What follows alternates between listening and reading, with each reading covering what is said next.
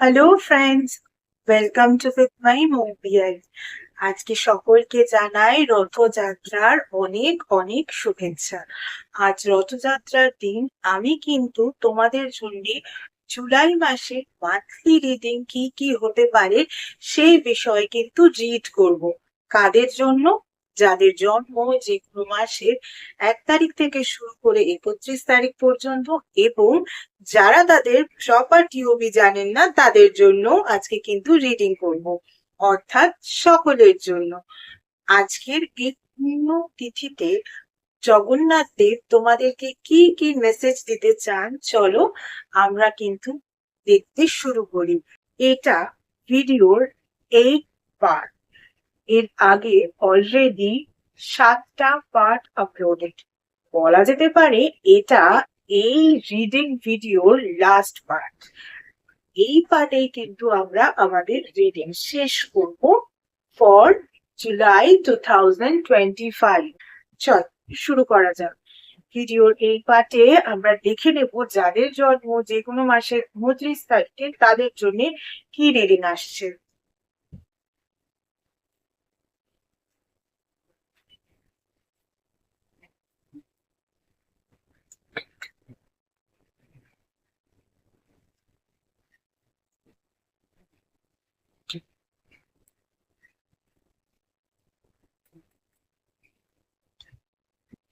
যাদের জন্ম যে কোনো মাসের 29 তারিখে তাদের জন্য যে নাম্বার গুলো ইম্পর্টেন্ট হতে পারে, নাম্বার 52 আর নাম্বার 16। তোমাদের জন্য যে ফার্স্ট কার্ডটা এসছে সেটা হচ্ছে মেন্টিং এর কার্ড, আর তারপরে হচ্ছে ক্লিয়ার ইউর এনার্জির কার্ড। দেখো, ক্লিয়ার ইউর এনার্জির কার্ড যখনই আসে তখন ডিভাইন কিন্তু তোমাকে তোমার এনার্জিকে ক্লিন করার মেসেজ দেন। এবার এই এনার্জিকে ক্লিন করার মেসেজ মানে নিশ্চয়ই তোমাকে ডিভাইন বলবেন না তোমার পজিটিভ এনার্জিকে ক্লিন করে নেগেটিভ এনার্জিতে নিয়ে যাও। তার মানে তোমার মধ্যে কোথাও কে নেগেটিভিটি পড়ে যাচ্ছে, নেগেটিভ থট ভরে যাচ্ছে যাদের জন্ম যে কোনো মাসের 29 তারিখে। তাই তারা কিন্তু অবশ্যই নিজেদের মধ্যে থেকে নেগেটিভ থটস গুলোকে একেবারে দূরে দূরে সরিয়ে ফেলো, দূরে দূরে ছুড়ে ফেলো, আর নিজেদের মধ্যে পজিটিভিটি নিয়ে এসো। নিজেদের এনার্জিকে এভাবে কিন্তু ক্লিন করো। কারণ তারপরেই যে তোমাদের কার্ডটা আসছে সেটা কিন্তু মেন্ডিং এর কার্ড। মেন্ডিং এর কার্ড মানেই হচ্ছে তুমি যেরকম ভাবে চাও সেরকম ভাবে তোমার কাজগুলো একেবারে কমপ্লিট হবে। মানে জুলাই মাসটাকে তুমি ঠিক যেরকম ভাবে চাও ঠিক সেরকম ভাবেই কিন্তু কাটাতে পারবে। কিন্তু তার জন্য তোমাকে কি করতে হবে, নিজের নেগেটিভ থট গুলোকে কিন্তু ক্লিন করতে হবে, নেগেটিভ এনার্জিকে কিন্তু ক্লিন করতে হবে। কিভাবে করবে? মেডিটেশন করো। মেডিটেশনের মাধ্যমে নিজেকে রিল্যাক্স করো, তাতেই কিন্তু অনেক পজিটিভিটি চলে আসে। দেখ, মেডিটেশন করলেই যে তোমার এনার্জি পজিটিভ হয়ে যাবে তা নয়। মেডিটেশন করার ফলে কিন্তু তোমার একটা রিল্যাক্সেশন আসবে। সেই রিল্যাক্সেশনই কিন্তু তোমাকে নেগেটিভ থটস গুলোকে বের করতে এবং পজিটিভ থটে ভরিয়ে তুলতে সাহায্য করবে।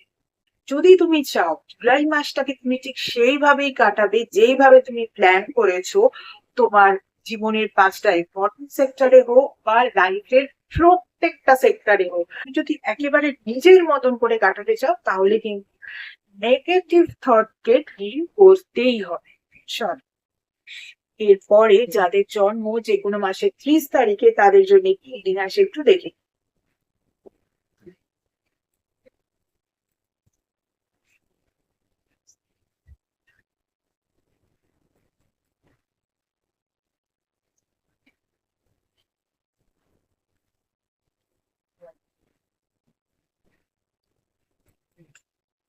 যাদের জন্ম যে কোনো মাসের 30 তারিখে তাদের জন্য যে নাম্বার গুলো ইম্পর্টেন্ট হতে পারে, নাম্বার 42 আর নাম্বার 9। দেখো, তোমাদের জন্য যে ফার্স্ট কার্ডটা আসছে সেটা হচ্ছে চকোডের কার্ড, আর তারপরে হচ্ছে কনসেন্ট্রেশনের কার্ড। দেখো, চকোডের কার্ড যখনই আসে তখন না এখানে এনার্জি ক্লিন করার একটা ব্যাপার থাকে। যদি তুমি নিজের মধ্যে থেকে নিজের এনার্জিকে ক্লিন করতে না পারো, নেগেটিভ বিষয়গুলো থেকে নিজেকে দূরে সরিয়ে রাখতে না পারো, তাহলে কিন্তু তুমি কোনো কিছুতে কনসেন্ট্রেশন করতে পারবে না। ফলে জুলাই মাসে হয়তো এমন কোনো সিচুয়েশন তৈরি হবে যেখানে তোমাকে প্রচন্ড ভাবে কনসেন্ট্রেট করতে হবে, কিন্তু তুমি যে বিষয়গুলো সঙ্গে অ্যাটাচড সেই বিষয়গুলো হয়তো কনসেন্ট্রেশনের রাস্তায় বাধা হয়ে দাঁড়াতে পারে। তাই জন্য সেই বিষয়গুলোকে আগে কিন্তু ক্লিন করো, সেই বিষয়গুলো থেকে নিজেকে কিন্তু দূরে সরাও, তবেই কিন্তু জুলাই মাসে সেই বিষয়ে কনসেন্ট্রেট করতে পারবে। দেখো, সেটা যে কোনো বিষয় হতে পারে, এটা তো তুমি জানো তুমি কোন বিষয়ের জন্য জুলাই মাসে কনসেন্ট্রেট করতে চাও। সেই বিষয়ে কিন্তু কনসেন্ট্রেশনের পথে বাধা হয়ে দাঁড়াতে পারে তুমি এমন এমন কিছু বিষয়ের সঙ্গে অ্যাটাচড আছো সেই বিষয়গুলো। তাই সেগুলোকে কিন্তু ক্লিন কর। এবার যদি বলো কি কি বিষয়, সেটাকেও কিন্তু তোমাকেই বুঝে নিতে হবে যে কোন বিষয়টা তোমার কোন কাজের ক্ষেত্রে কনসেন্ট্রেট করার জন্য বাধা হয়ে দাঁড়াতে পারে।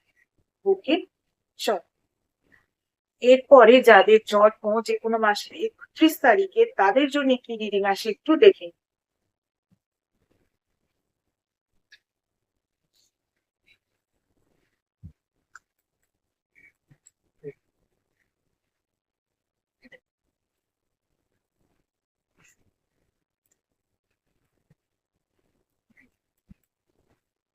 যাদের জন্ম যে কোনো মাসের 31 তারিখে, তাদের জন্য যে নাম্বার গুলো ইম্পর্টেন্ট হতে পারে, নাম্বার 43 আর নাম্বার 10। দেখো, তোমাদের জন্য যে ফার্স্ট কার্ডটা এসছে সেটা হচ্ছে ডিপ নোয়িং এর কার্ড, আর তারপরেই হচ্ছে জেনারোসিটির কার্ড। অর্থাৎ তোমরা কিন্তু হয়তো আজকাল একদম জেনারাস ব্যাপারটা নিজেদের মধ্যে থেকে দূরে সরিয়ে ফেলেছো। জেনারাস হওয়ার চেষ্টা করো। কেন এরকম জেনারেসিটি তোমার মধ্যে থেকে দূরে চলে গেছে সেই জিনিসটাকে কিন্তু ভাবার চেষ্টা করো। জুলাই মাসে তোমাদের সব থেকে বড় কাজ হচ্ছে, কেউ যদি তোমার কাছে কোনো রকম কোনো হেল্প চায় এবং তুমি সেই হেল্পটা করতে সক্ষম হও, অবশ্যই সেই হেল্পটা করবে। না হলে কিন্তু পরবর্তীতে তার ফল নাও ভালো হতে পারে। কারণ তুমি যদি তোমার সাধ্যের মধ্যে থাকা কোনো সাহায্য অপরকে না করো, পরবর্তীতে তুমিও সেই সাহায্য তার কাছ থেকে নাও পেতে পারো, যেটা তার সাধ্যের মধ্যে আছে আর তোমার প্রয়োজনে পড়বে। আর তুমি হয়তো আজকাল এমন হয়েই গেছো যে নিজের মধ্যে থেকে জেনারেস ব্যাপারটা একদম দূরে সরিয়ে ফেলেছো, কিন্তু কেন এরকম হয়েছো সেটাই কিন্তু ভাবার কথা। ডিভাইন তোমাকে বলছে জুলাই মাসে কিন্তু সেই বিষয়টাকে একটু নিয়ে গভীরে ভাবনা চিন্তা করো।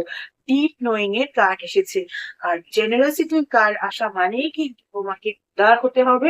এবং উদারতাটা যদি কমে গিয়ে থাকে, সেটা কেন কমে গেছে সেই বিষয়টাকে কিন্তু একটু গভীর ভাবে ভেবে দেখছো। এরপরে অনেকেই আছেন যারা নিজেদের প্রপার ডিউটি জানেন না, যারা অরফানেজে বড় হয়ে আজকে নিজেরা অনেকখানি প্রতিষ্ঠিত হয়ে গিয়েছেন, জীবনের এমন একটা জায়গায় তারা পৌঁছে গিয়েছেন যে তাদের কাছে এই ধরনের electronic gazette, mobile, laptop, computer, internet, wifi এগুলো কোনো ব্যাপারই নয়, জীবনে প্রতিষ্ঠিত হয়ে গিয়েছে। বা এমনও হতে পারে যে যারা এখনো অরফানেজে বড় হচ্ছে, বা অনেকেই আছে যারা অ্যাডপ্টেড চাইল্ড, তারা মাদার ভোম থেকে জন্ম নেয়নি, তারা মাদার হার্ট থেকে জন্ম নিয়েছে। আমরা তো বলেই থাকি মানুষকে জন্ম দেওয়ার থেকে জীবন দেওয়া অনেক বড় কাজ। তো তারাও তো তাদের প্রপার ডিওবি জানেন না। তারা কি জানেন?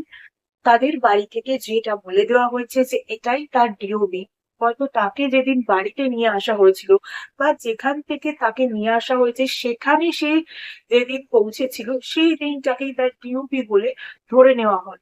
সুতরাং প্রপার ডিওবি তো জানা হলো না তার। তাদের কি আর ভগবান ভালোবাসেন না? নিশ্চয়ই ভালোবাসেন, না হলে তো তাদের জীবনটাই বৃথা হয়ে যেত। বা যারা যারা এখন অরফানেজে বড় হচ্ছে, তাদেরও কি ভগবান ভালোবাসেন না? নিশ্চয়ই ভালোবাসেন, না হলে তো তাদের জীবনটা এভাবে কোনো একটা ছাদের তলায় থাকতো না, তাই না? তারা পৃথিবীর সঙ্গে সমাজের সঙ্গে টিকে থাকতে পারতো না। বা যারা প্রতিষ্ঠিত হয়ে গেছেন অরফানেজে থেকে, তারা তো এভাবে নিজেদেরকে প্রতিষ্ঠা করতে পারতেন না, তাই না? ফলে ডিভাইন কি তাদেরও ভালোবাসে। এছাড়া 60s এর অনেক মানুষজন আছে যারা নিজেদের প্রপার ডিওবি জানেন না। কারণ সে সময় একটা মানুষের 7টা 8টা ছেলে মেয়ে জন্মান, শুধু তাই নয়, সেক্ষেত্রে বাবা মারা কোনো একটা সন্তানের জন্মের তারিখ মনে রাখতেন, বা কোনো কোনো ক্ষেত্রে জন্মের বার মনে রাখতেন, বা কোনো কোনো ক্ষেত্রে জন্মের মাস মনে রাখতেন, বা কোনো কোনো ক্ষেত্রে জন্মের সময়, অর্থাৎ দুপুরবেলা না রাত্রিবেলা, নাকি সকালবেলা নাকি ভোরবেলা, এইটুকু মনে রাখতেন, বা মনেই রাখতেন না। বা এমনও হতো যে তারা কিন্তু যখন ছেলে মেয়েদেরকে স্কুলে নিয়ে যেতেন বা কোনো অফিসিয়াল সেক্টরে তাদের জন্মের তারিখের প্রয়োজন পড়তো, তখন একটা যা ইচ্ছা জন্ম তারিখ সেখানে বসিয়ে দেওয়া হতো।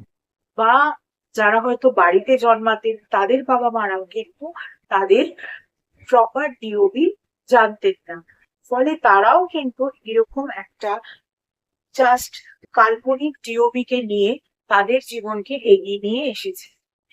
তাদেরকেও কিন্তু ভগবান ভালোবাসে। সুতরাং দেখে নেব তাদের জন্য কি রিডিং আসছে।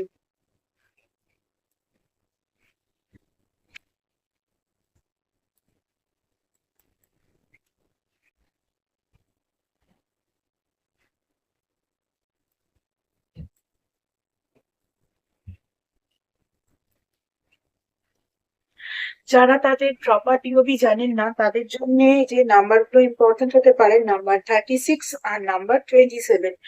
তাদের কিন্তু ফার্স্ট যে কার্ডটা এসছে কাম টু দা এজ, আর তারপরে হচ্ছে এনলাইটমেন্ট। এনলাইটমেন্টের কার্ড এসছে মানে খুবই ভালো কথা, কিন্তু এনলাইটেড ফিল করার জন্য কিন্তু কাম টু দা এজ এর মতো রিস্ক নিতে হবে। সুতরাং যারা যারা নিজেদের প্রপার ডিওবি জানেন না, যারা অরফানেজে বড় হয়েছেন বা বড় হচ্ছ, বা যারা সিক্সটিজ এর পুরোনো দিনের মানুষ আছেন, সিনিয়র সিটিজেন আছেন, তাদেরকে বলবো লাইফের 5টা ইম্পর্টেন্ট সেক্টরের মধ্যে যে সেক্টরেই হোক না কেন আপনারা ভেবেছেন জুলাই মাসে সেই বিষয়টাতে এগোবেন, সেই ক্ষেত্রে কিন্তু অবশ্যই আপনাকে রিস্ক নিতে হবে। আর যদি রিস্ক নেন তাহলে কিন্তু এনলাইটেডও ফিল করবেন। সুতরাং রিস্ক নিন জুলাই মাসে, ভয় পাওয়ার কিচ্ছু নেই, বাইন কিন্তু রিস্ক নেওয়ার কথাই বলছে। তাহলে ভিডিওর লাস্ট পার্ট শেষ হলো। নিশ্চয়ই বুঝতে পারলে তোমরা সবাই যে জুলাই 2025 তোমাদের কেমন যেতে চলেছে, বা জুলাই 2025 এর জন্য তোমাদের মান্থলি রিডিং কি কি হতে পারে। এরপরে অগস্টের রিডিং নিয়ে কিন্তু আমি আসবো জুলাই মাসের শেষের দিকে বা অগস্টের প্রথমের দিকে। আজকের মতো এটুকুই। এছাড়া যারা যারা আমার থেকে পার্সোনাল কনসালটেশন নিতে চাও তাদের বলবো পার্সোনাল কনসালটেশন কিন্তু একেবারেই ফ্রি নয়। পার্সোনাল কনসালটেশন কিন্তু paid consultation. Regarding what? Regarding numerology, vastu, tarot reading, tarot healing, crystal healing, healing with meditation, healing with reiki, healing with law of attraction, healing with symbolism, তার সঙ্গে সঙ্গে astrology, সনাতন ধর্মীয় পদ্ধতিতে স্পেল কাস্টিং, এবং এমন কিছু স্পেশাল রেমিডিস যেগুলো তোমাদের ওভারঅল ডিটেলস চেক করার পরেই দেওয়া যায়, এভাবে জেনারেলি দেওয়া যায় না, ইত্যাদি বিষয়ে কনসালটেশন নিতে হলে কিন্তু স্ক্রিনে যে ইমেল আইডিটা দেখতে পাচ্ছ সেই ইমেল আইডিতে মেল করো তোমাদের অ্যাপয়েন্টমেন্ট বুক করার জন্য। তোমাদের অ্যাপয়েন্টমেন্ট একবার বুক করা হয়ে গেলে তখন কিন্তু তোমাদের টাইম স্লট প্রোভাইড করে দেওয়া হবে, আর তখনই তোমাদের কল নাম্বারও প্রোভাইড করে দেওয়া হবে।